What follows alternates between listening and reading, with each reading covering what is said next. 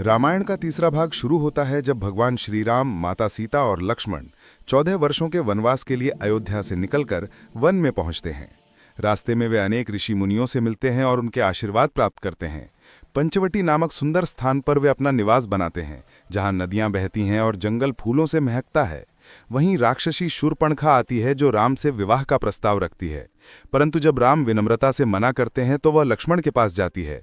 लक्ष्मण भी हंसकर मना कर देते हैं, जिससे क्रोधित होकर शूर्पणखा माता सीता पर हमला करने का प्रयास करती है। तभी लक्ष्मण अपनी तलवार से उसकी नाक और कान काट देते हैं। ये देखकर वह रोती चिल्लाती अपने भाइयों खरदूषण के पास जाती है और राम लक्ष्मण से बदला लेने की बात कहती है। कुछ समय बाद खरदूषण अपनी सेना लेकर पंचवटी पर हमला करते हैं। श्री राम अपने धनुष बाण से अकेले ही पूरी सेना का संहार कर देते हैं।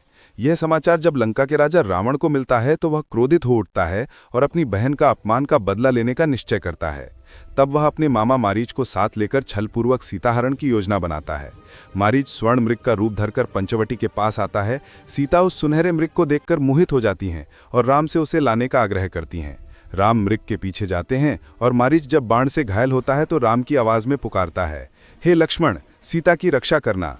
यह सुनकर सीता चिंतित हो जाती हैं और लक्ष्मण को राम की सहायता के लिए भेज देती हैं। लक्ष्मण जब वन की ओर जाते हैं तो रावण एक साधु के वेश में वहां आता है।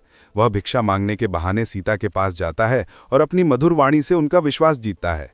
जैसे ही सीता लक्ष्मण रेखा पार करती हैं, रावण अपना असली रूप दिखाता है और उन्हें बलपूर्वक अपने पुष्पक विमान में बैठाकर लंका ले जाता है। रास्ते में पक्षी जटायु रावण को रोकने का प्रयास करता है, परंतु रावण उसके पंख काट देता है और घायल जटायु भूमि पर गिर जाता है।